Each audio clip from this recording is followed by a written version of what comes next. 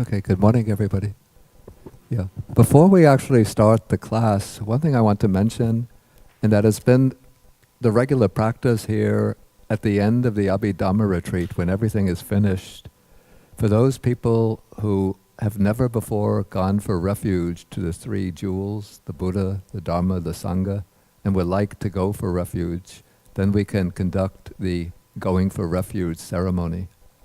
At the ceremony, you go for refuge to the three jewels, and then you undertake the 5 precepts, or the 5 mindfulness trainings, to abstain from the destruction of life, from killing, to abstain from stealing, to abstain from sexual misconduct, to abstain from false speech, and to abstain from the use of intoxicants. So, if you would like to go for refuge and take the precepts, what you could do is write your name, email address, and mailing address on a slip of paper and put it here. But I suggest that those people who are completely or relatively new to Buddhism don't do the going for refuge at this point. I like it for people to be involved with Buddha study and practice for about a year before making the decision to go for refuge. Otherwise, of course, if you just on the spur of the moment decide, I want to do this, sort of to collect a certificate, and then after a year or so, then your interest changes, then it's not good to sort of discard the going for refuge. So when you're really ready inwardly to make that firm commitment to the 3 jewels, that is the time to go for refuge. Yeah, and anybody who has been at the previous 4 Abhidhamma retreats, 2013, 14, 15, 16, and would like a certificate, but you haven't yet signed up for one, I think, Annie, you have the sheet of paper with the, you could go to Annie, and we issue the certificate. I'll try to go to Albany and see if we could get it confirmed by Governor Cuomo, so it will be official New York State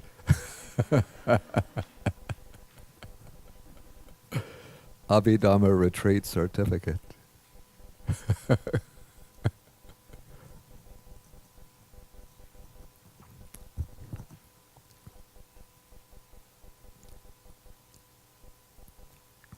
Okay, so now we're ready to start, and this is Monday, September 4th. Oh, this is Labor Day. It seemed to me, for me, that Friday night, Saturday, Sunday were also, all those days were Labor Days. Okay, so let us begin with the first stanza of Homage to the Buddha. Namo tassa bhagavato arahato samma sambuddhassa. Namo tassa bhagavato arahato samma sambuddhassa. Namo tassa bhagavato arahato samma sambuddhassa.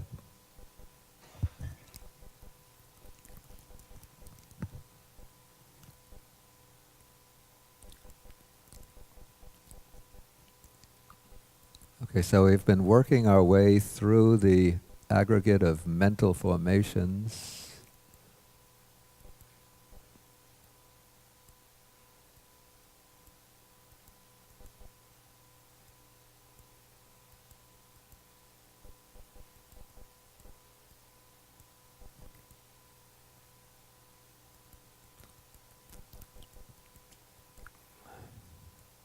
And we've worked through the beautiful mental factors, or the mental factors that are present in the beautiful states of consciousness, and some of the variable factors.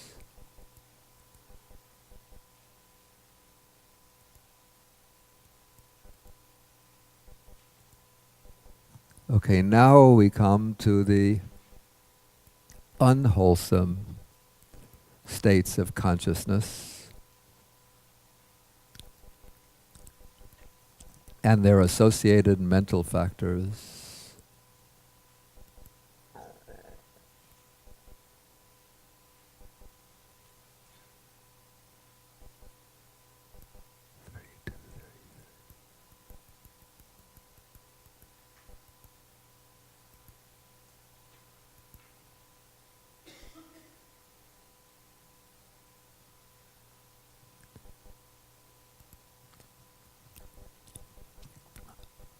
Okay, so we're taking now the first unwholesome consciousness rooted in greed.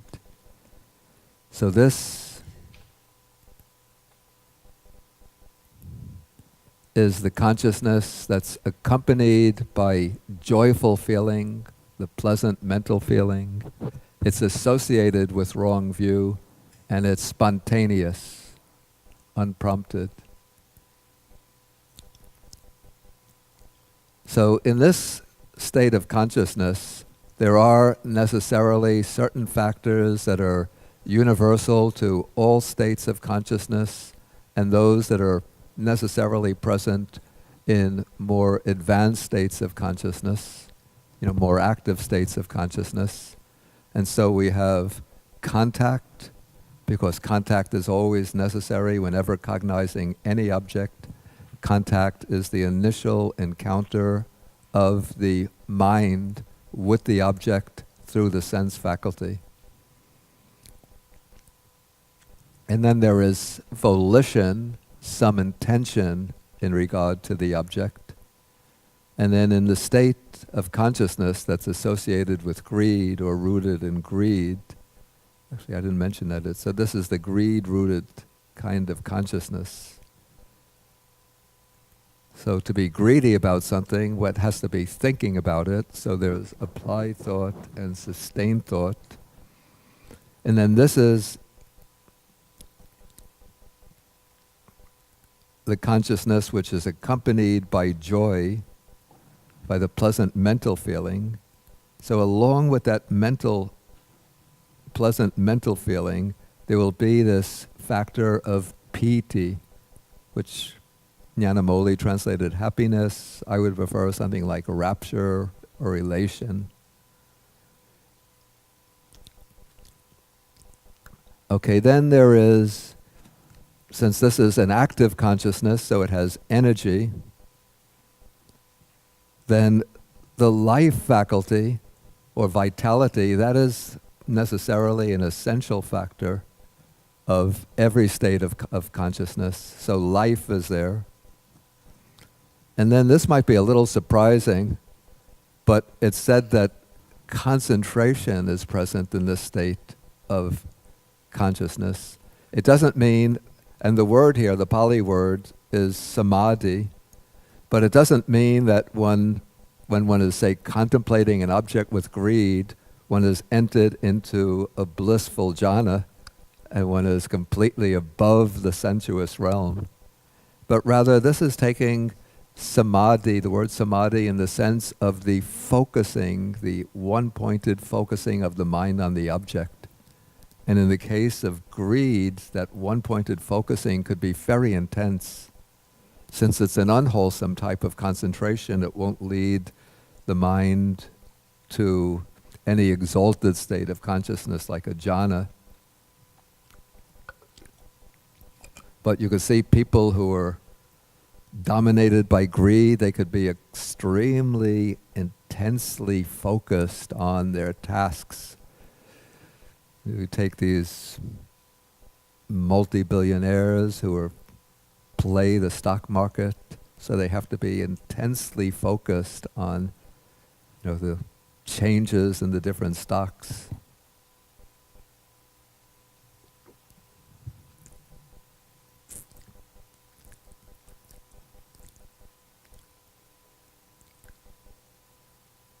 Okay, so concentration here, to some extent, is a universal mental factor. So every citta has some degree of focusing on its object. And that focusing can range from the just very, very weak degree of focusing in a immediate sense consciousness to a more intense focusing, which we can see on the unwholesome side, in greed, and also in hatred. And on the positive side, when doing wholesome deeds, and particularly this particular mental factor of concentration, when we undertake the deliberate practice of meditation, particularly the samatha or serenity meditation, we choose a simple single object, and then we're continually bringing the mind back to that object.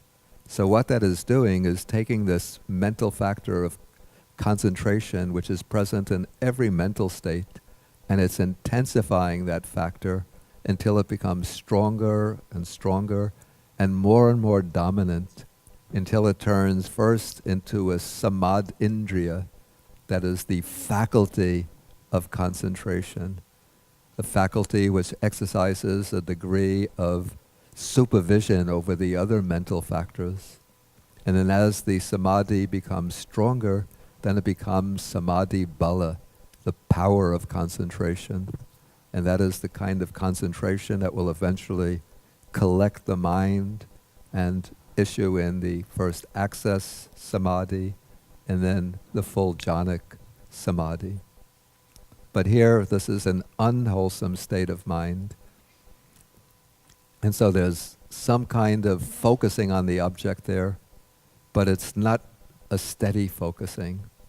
Because as we'll see, in any unwholesome state of consciousness, there is some degree of restlessness. And that restlessness or agitation prevents the full unification of the mind in what we would properly call samadhi.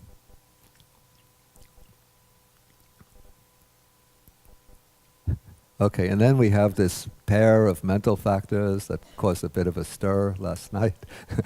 Okay, Venerable Nyanamoli used, well, this is a rather unwieldy term, consciencelessness, or if we want to use his rendering, we could say lack of conscience. And then he used, for anotapa, he used shamelessness. I prefer, or I use for, okay, the two in Pali are ahirika, which is the absence of hiri. So I use lack of moral shame. If you prefer lack of conscience, okay. And then anotapa, which is the absence or lack of otapa. Otapa is what I render as moral dread. And so anotapa is the lack of moral dread. So it seems a little bit odd to me that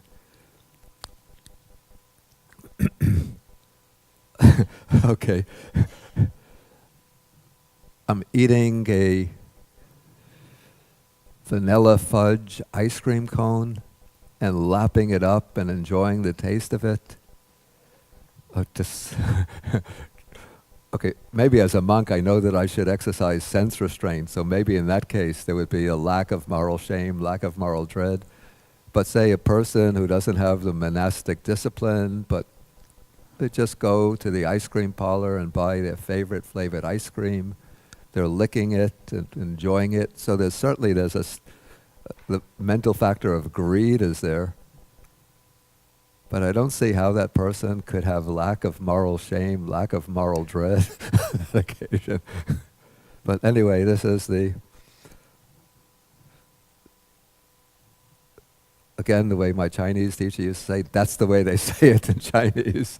So this is the way the compilers of the Abhidhamma compiled it. Okay, so then in this state of consciousness, the predominant factor, of course, is greed. And then whenever greed is present, underlying that greed is delusion. Probably one would say that this is the delusion that what is impermanent is permanent, what is really unpleasurable is pleasurable. So it's a deep underlying preconceptual, how do you say, a preconceptual distortion of cognition that permits one to give rise to greed and then to indulge in the arisen greed.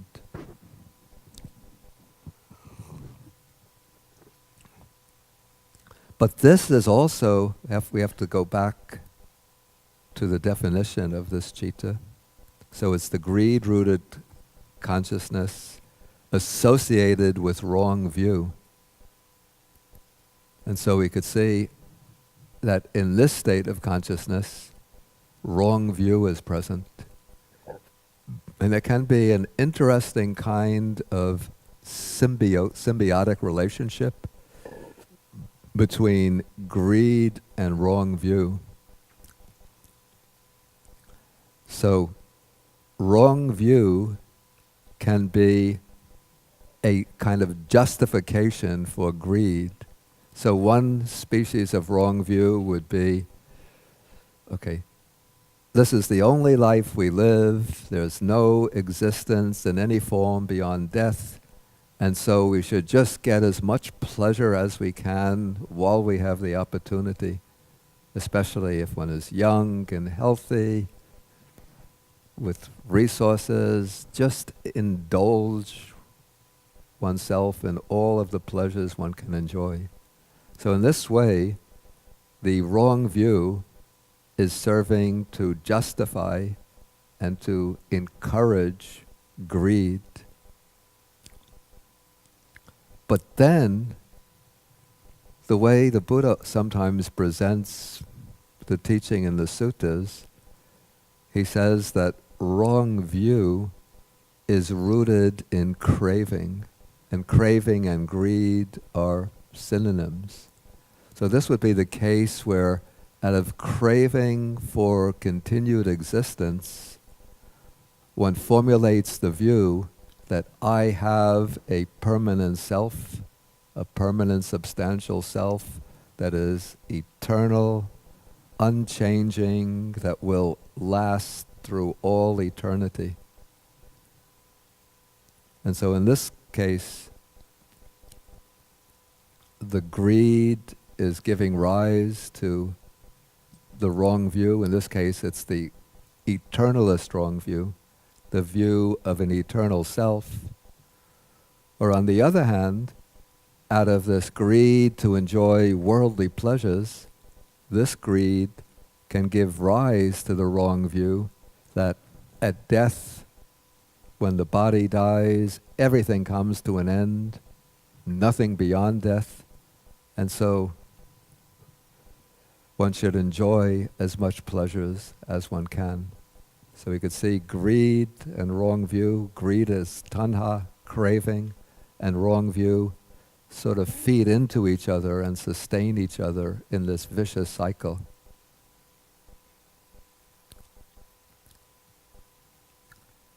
Okay, so these mental factors here, from lack of conscience down to wrong view, 1, 2, 3, 4, 5, these 5 are invariably unwholesome mental factors. And they're present only in the unwholesome cittas, the unwholesome states of consciousness. Okay, then we have another 4 states. These are called or whatever states. The reason why they have this, it's a rather technical point relating to, I think the reason is that these states are not specifically mentioned in the Dhammasangani, the first book of the Abhidhamma Pitaka, but they're introduced in the commentaries. Okay, so this one is zeal. I think this is chanda, what I would translate better as desire. And this is the desire to do something, the desire to achieve some end. It's not identical with greed or craving. And then there's resolution or decision. This decision, this has the function of deciding on what is the nature of the object, or how is one to relate to the object. And then I'm going to skip over agitation. Then there is attention. attention is an invariable mental factor, is present in every state of consciousness, because every state of consciousness involves a turning to the object.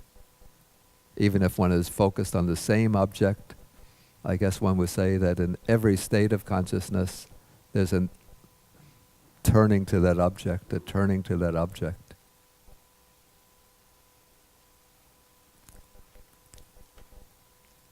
Okay, so these are older ones. We've met these before. The new one here is agitation. So agitation, I think we're going to have, some. Oh, actually, there are these accounts of the new ones. Yeah, I wasn't paying enough attention. Okay, so of lack of conscience, or I say shamelessness. So this has the characteristic of absence of disgust at bodily misconduct, or it has the characteristic of immodesty. The word that's translated immodesty, I believe it's alajja with a long A.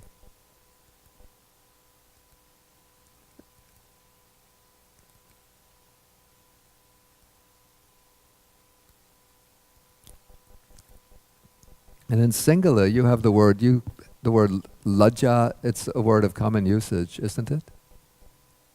In what sense, exact connotation of it?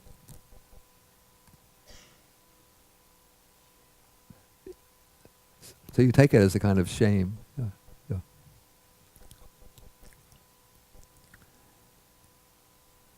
Okay, so this is a hirika, and then the other the other quality that goes along with it is, here Jnanamoli has shamelessness, I use moral dread. This has, here the explanation is that its characteristic is the absence of dread on account of bodily misconduct and so forth. Or it has the characteristic of absence of anxiety about them. So that's just brief, because the detail, it should be understood simply as the opposite of hiri and ottappa, conscience and shame, or the sense of moral shame, the sense of moral dread.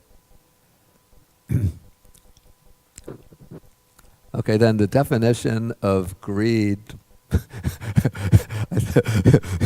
I think Richard may find this very, very illuminating. By means of it, they are greedy, or it itself is greedy, or it is just the mere being greedy. Thus, it is greed.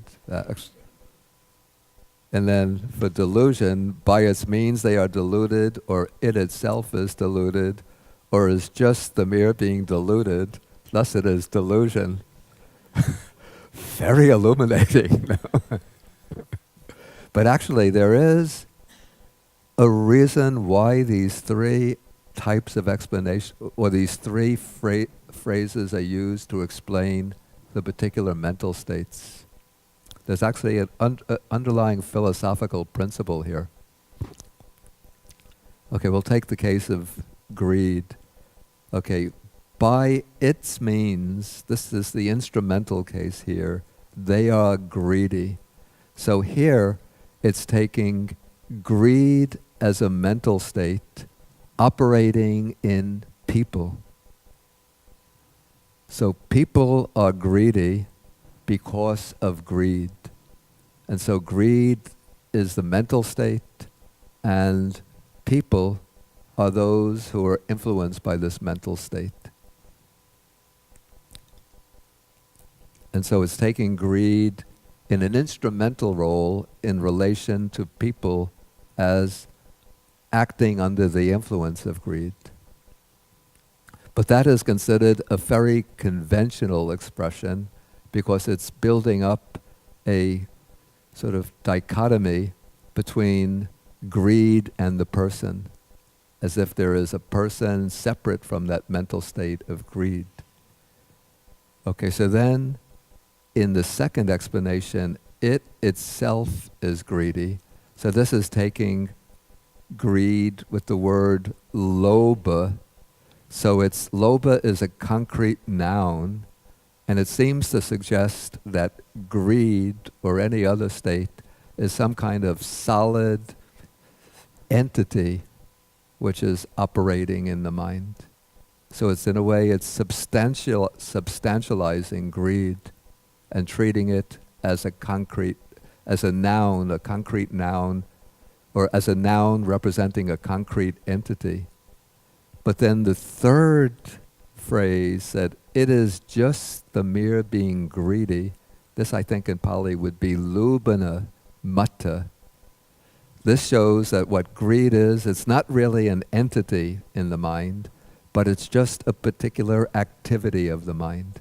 So it's a process in the mind.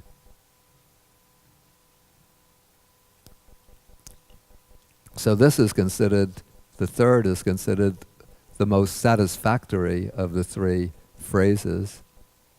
The other two are, this one is sort of a reliance on convention to convey the idea, because it assumes this dichotomy between the person and this mental state of greed. This one tends to substantialization or concretization of the mental state as though it's a concrete entity.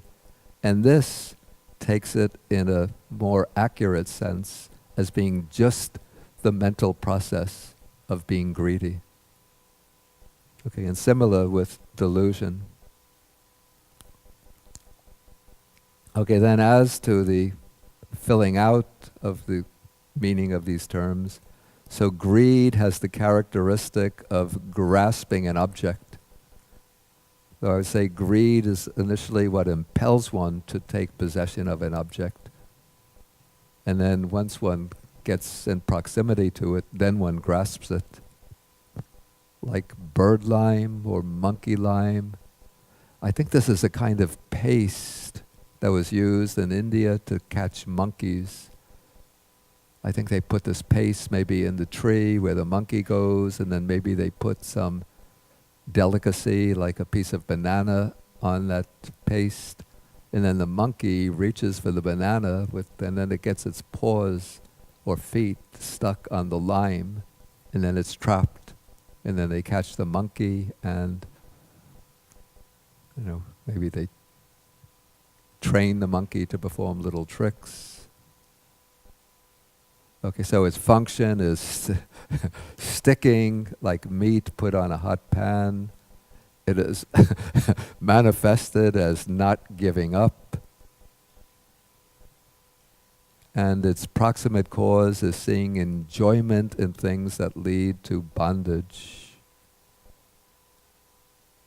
And then swelling with the current of craving, it should be seen as taking living beings with it down to the state of misery, or as a swift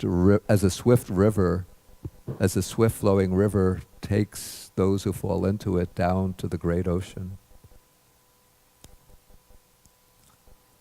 Delusion has the characteristic of blindness or the characteristic of unknowing. So delusion, the word here, of course, it's moha, and it is a simile, or it's a synonym for avijja, ignorance. And so we have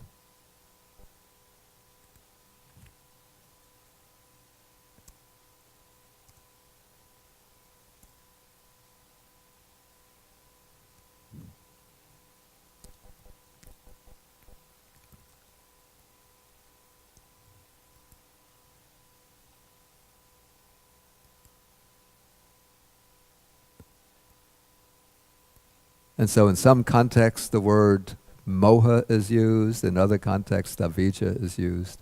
Usually moha is used when the emphasis is more psychological or ethical, particularly when speaking about the three unwholesome roots. Then we consistently have greed, hatred and delusion. Ignorance or avidya is used pretty much certainly in the chain of dependent origination and elsewhere when explaining the underlying roots of samsara, of repeated existence in the cycle of birth and death. So then we have like, what are the roots of samsara? Ignorance and craving for becoming.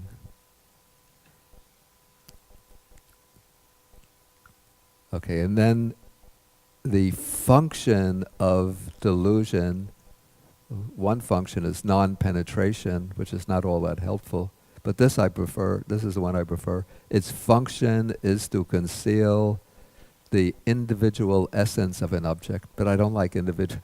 I'm getting a lot of dislikes here. Yeah, I don't particularly care for individual essence. I would say the true nature.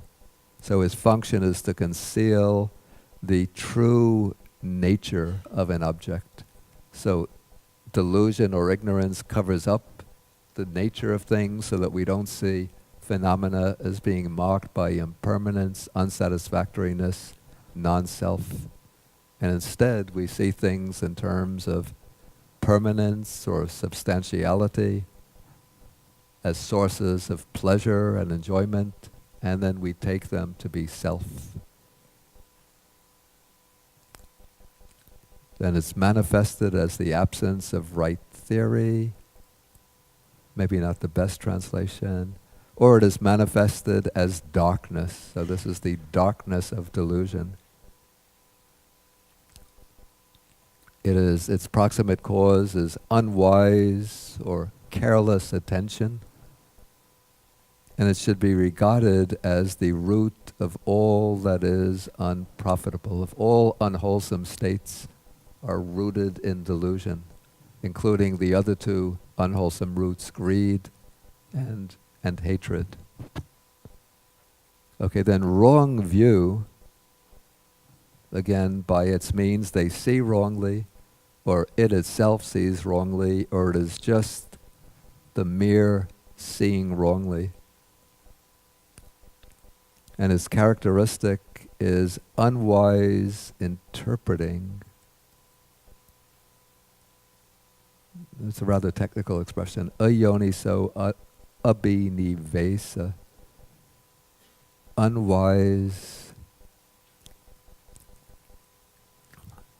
Yeah, if we take interpretation in a broad way, not like interpreting a work of literature, but just the way we interpret the things that appear to us, the way we sort of conceptually digest them and process them and then formulate our understanding of them.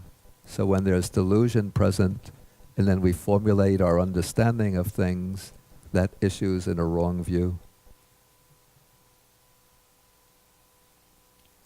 And then there are a number of suttas in which the Buddha proclaims the faults, the grave faults in wrong view, and so here it says that wrong view should be regarded as the most reprehensible of all.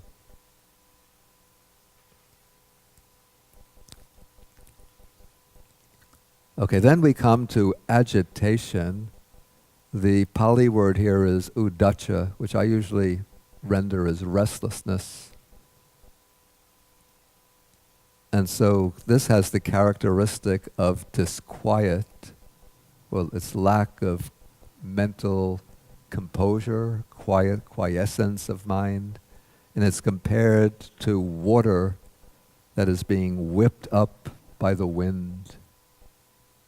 So when we have even like a pond of water, and then even, well, if a strong wind is blowing, then we get big waves. So that is a very agitated, extremely restless mind.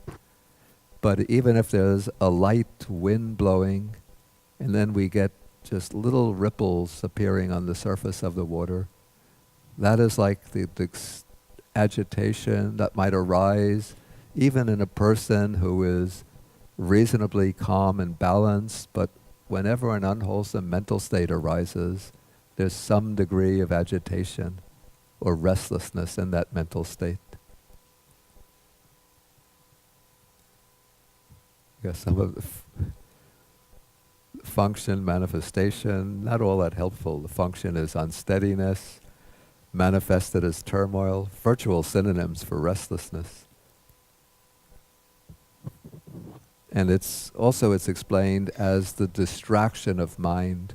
This is Chittasa Vikepa, I think.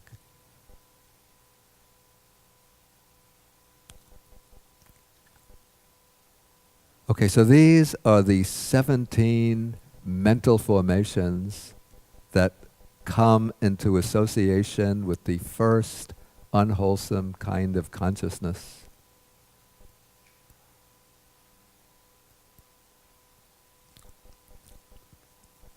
Okay, now in the state of okay, so that's the first one, the one which is spontaneous or unprompted. The second one is the same in all respects, except that it's prompted. That is, one doesn't spontaneously indulge in one's greed, but either one has to persuade oneself or others persuade one. Come on, we're going to the ice cream parlor, you'll enjoy the ice cream. Oh, they make the best ice cream in the world there. And so then you say, okay, I'll go along. And then one doesn't especially like ice cream, but they buy the ice cream for you, and then you're eating it. And as you're eating it, then that liking comes up. And so you originally ordered a single scoop, and then as you're licking it, you're thinking, I should have ordered 2 scoops, this is pretty good.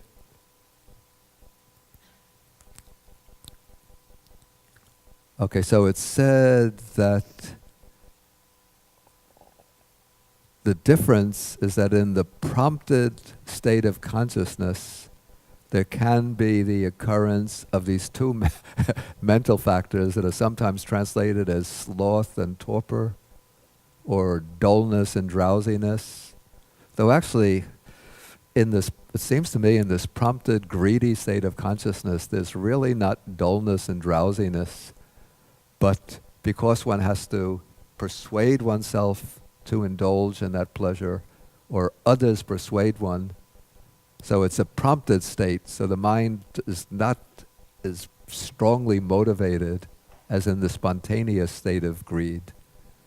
And so it's said that he has stiffening and torpor, dullness and drowsiness, sloth and torpor are present. Okay, and then as to the meaning of these factors, so we'll take tina, which Nyanamoli has stiffness. This has the characteristic of lack of driving power. Its function is to remove energy. Or maybe you could say its function is to remove energy. I would say the function of energy is to remove this stiffness or sloth.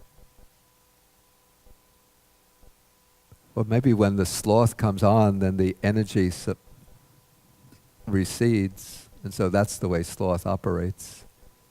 And it is manifested as subsiding, or maybe you could say this sinking of the mind.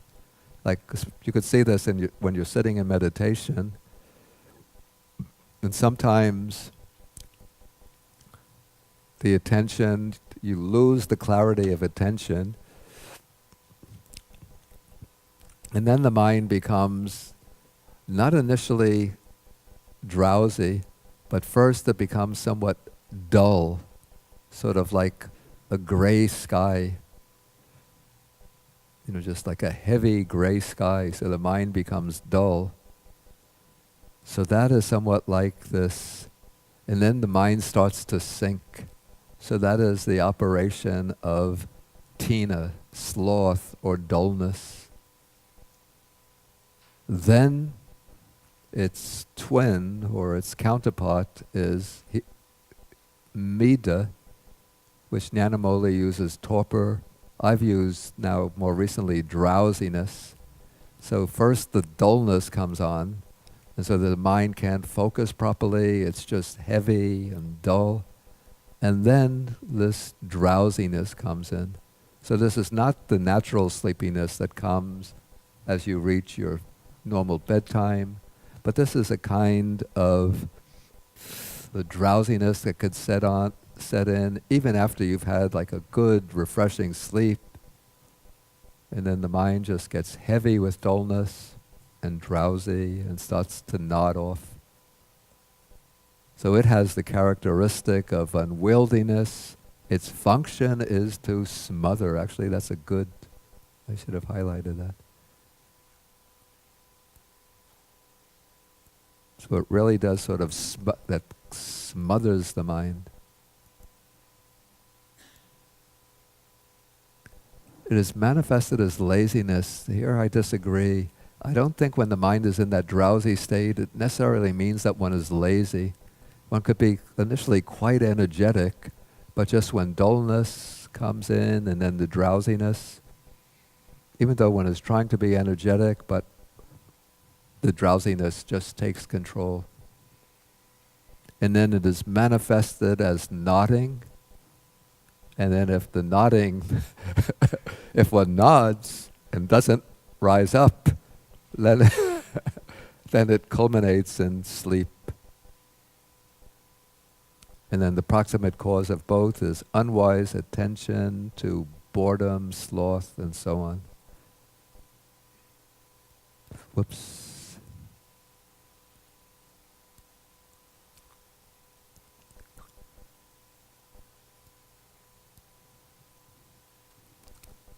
Okay, now let us look.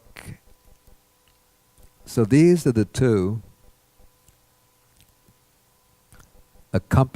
rooted in greed, accompanied by joy, associated with wrong view. And so they differ only as being spontaneous and prompted. But now with this next pair, we see that the two are dissociated from wrong view. So in these two, there is greed, but no wrong view. And now there's something interesting about this kind of consciousness. So it says the third should be understood to be associated with those given for the first, accepting wrong view. But here the difference is that there is inconstant or unfixed occurrence of, this is the mental factor in Pali, is mana, which Nyanamoli translates pride, but I would prefer conceit, which he has in brackets. And this is an interesting point and something that puzzles me. I can't say that I have the solution for it, but this is the position of the Abhidhammic system, that conceit and wrong view are considered to be mutually exclusive, so that when there is wrong view present, there's no conceit, and conceit will arise only in the chittas, states of consciousness, accompanied by greed, but without wrong view. But what's essential is that for the Abhidhammic system, at least the Theravada Abhidharma system, conceit arises only in the chittas rooted in greed. Why is that?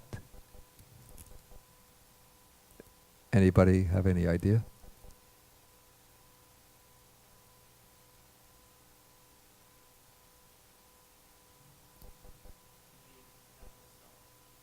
Excuse me? Yeah, actually, this is an interesting point also that you just touched on. Like the most fundamental kind of conceit is called asmimana, the conceit I am. And so this conceit involves what I would call the most primordial sense of self. But it's the sense of self before a view is formulated about the self. And so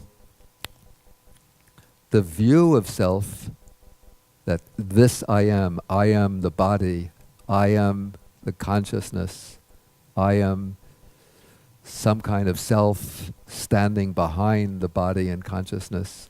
Those are views, and so those will belong to the citas that are accompanied by wrong view.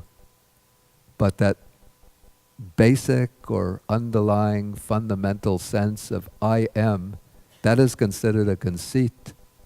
And so it's not yet a view, and yet is seen to be rooted in greed. Yeah, I don't have any definite answer to the question why conceit is seen to be always rooted in greed, but that's the way it's stipulated in the system.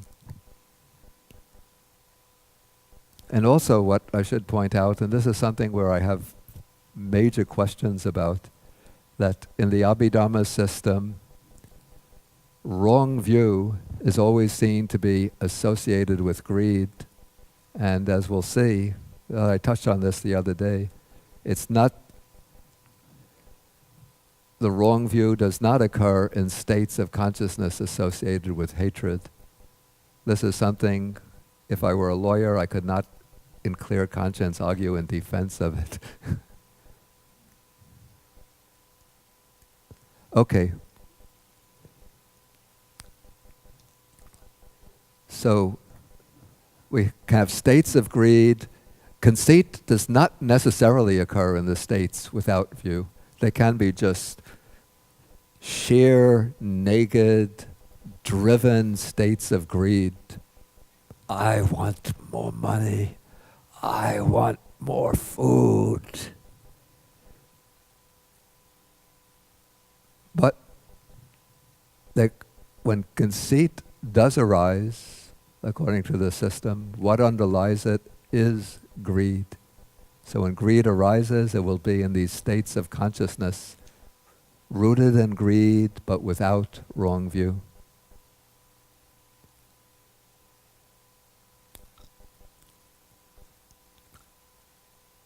Okay, so this applies to the third and fourth states of greedy consciousness.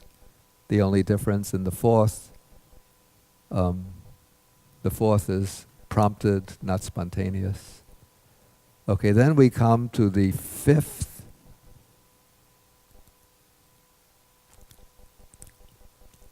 the fifth kind of consciousness rooted in greed. In this state of consciousness, the dominant feeling is different. The feeling of joy or mental pleasant feeling is absent and is replaced by neutral feeling, which is here called upekkha, equanimity, but it's not that noble balance of mind. It's simply a feeling that's not pleasant, not painful.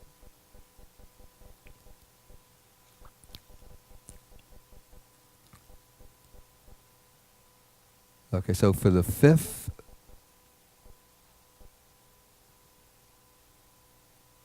okay, so this is the fifth.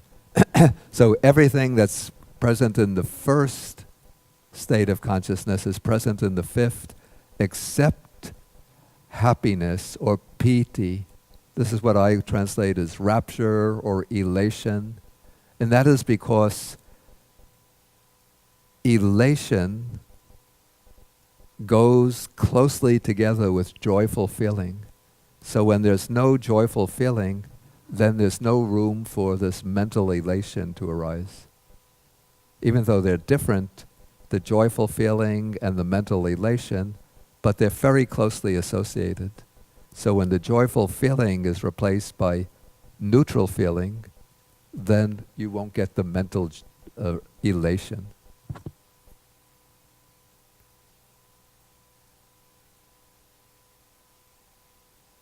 Okay, nothing especially interesting in the rest. We're just discussing which citas are present, which are absent. Okay, now we come to the two kinds of unwholesome consciousness rooted in hatred, or the milder, we use a milder expression, aversion. Okay, so that there are firstly 18 that are associated with the first. This gets hard to follow. Let's see if we could get it more. easily through the comprehensive manual.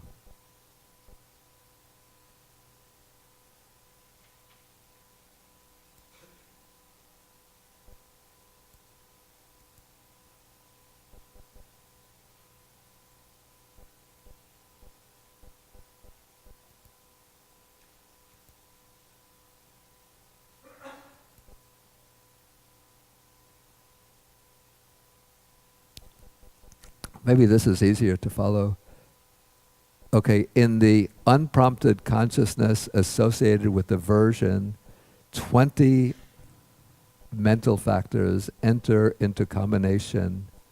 The above, let's see what the above are. The above excluding zest. Zest is what I call elation or rapture.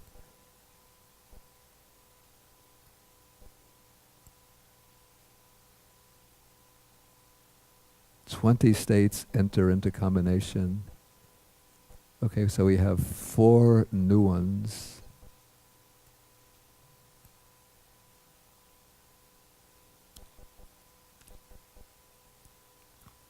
Okay, so we have the 13 ethically variable factors. These will be 7 factors are universal. 2 of them are feeling and perception, which are separate aggregates. So of the aggregates, of the aggregate of mental formations, we have contact, we have volition,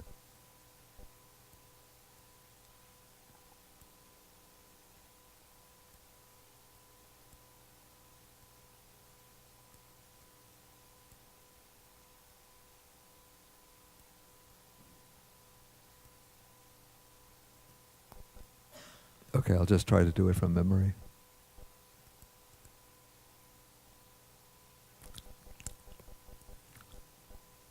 Okay, so we have contact, volition, life faculty, we have some degree of concentration, and we have attention.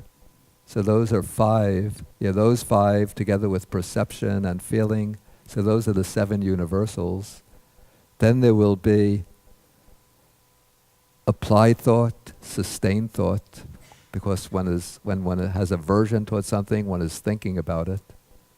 Then there will be some desire to do something. There'll be some determination or resolution with regard to the object. There's energy, a lot of energy in aversion. Okay, but these are the specifically unwholesome mental factors that can enter into the state with aversion. Okay, the fixed states are hatred, because this is a state rooted in hatred, and what's given here as worry, but I don't like worry as a rendering. This is restlessness or agitation. So every state of hating consciousness has necessarily the root hatred and some degree of mental restlessness.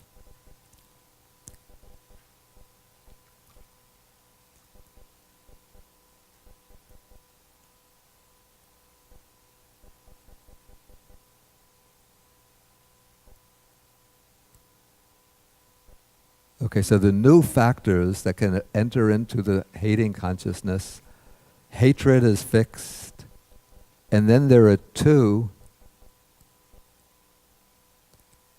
which can enter or may be absent.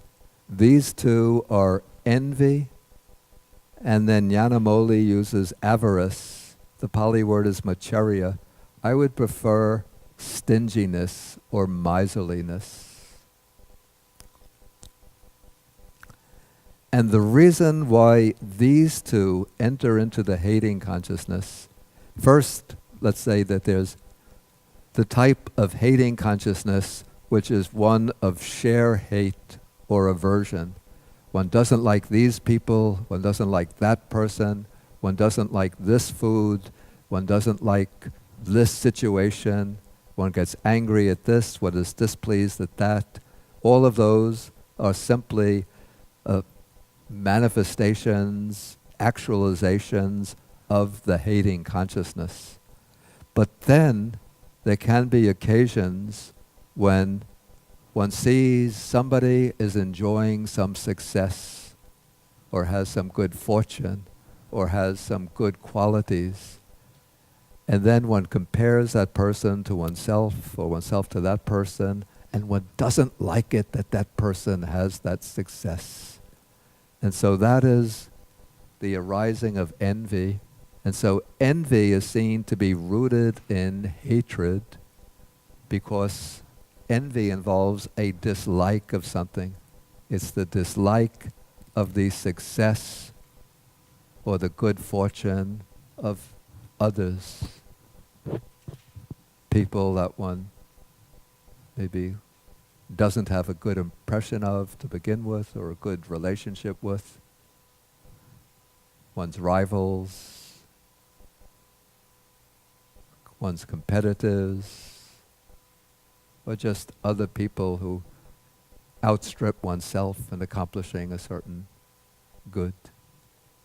Okay, so one is envious of them, and that is rooted in dislike or aversion. And the other, Jnanamoli, has avarice, but avarice could also suggest intense greed. So I prefer miserliness or stinginess. So this is the, when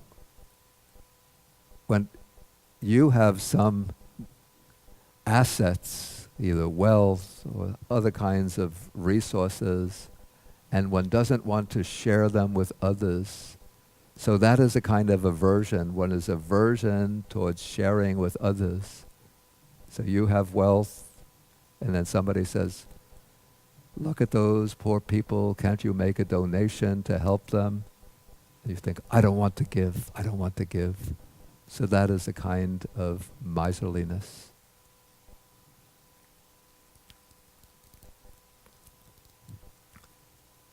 Oh, worry, I'm sorry, is not restlessness. This is, I made a mistake. This is kukucha, which I would translate as regret or remorse.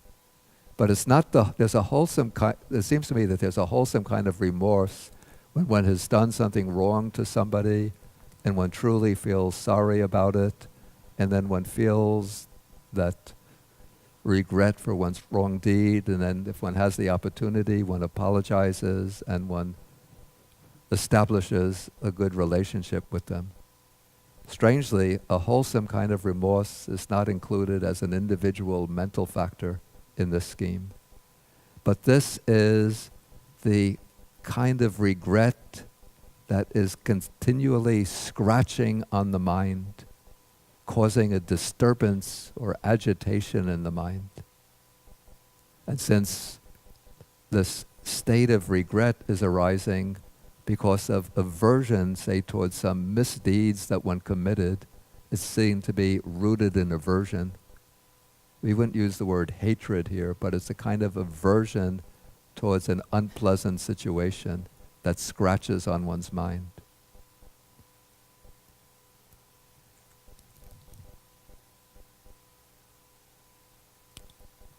So just to go quickly through these factors, so hatred, Jnanamoli has the characteristic of savageness, which I don't particularly like. I would prefer ferocity or wrathfulness. Okay, envy has the characteristic of being jealous of others' success. Its function is to be dissatisfied with that. It is manifested as averseness or aversion towards that. Avarice, avariciousness, avarice has the characteristic of hiding one's own success that has been or can be obtained. Its function is not to bear sharing things with others. And kukucha is explained as subsequent regret. Its function is to sorrow about what has been done and what has not been done. It is manifested as remorse, then I put a kind of comment here, remorse in an obsessive sense. The rest are of the kind already described. Okay, that I think takes us through the unwholesome types of consciousness. And just before we sort of take the break, I just want to express my personal opinion that it seems to me that the hating consciousness, if greed could be associated with wrong view, hating consciousness can also be directly associated with wrong views. There seem to be so many like distorted, vicious, wrong views that arise out of hatred. And we see this constantly these days bubbling up, coming to almost to like a head in Charlottesville a couple of weeks ago, and continually surfacing in many ways, like wrong views about this group of people, that group of people, this group of people. And then maybe the most horrendous manifestation of that in Nazi Germany in the 1930s, 1940s. So you can't say that those wrong views were rooted in greed. They were almost certainly rooted in hatred. Okay, I think 5 after 10 now, so let's take a 15-minute break.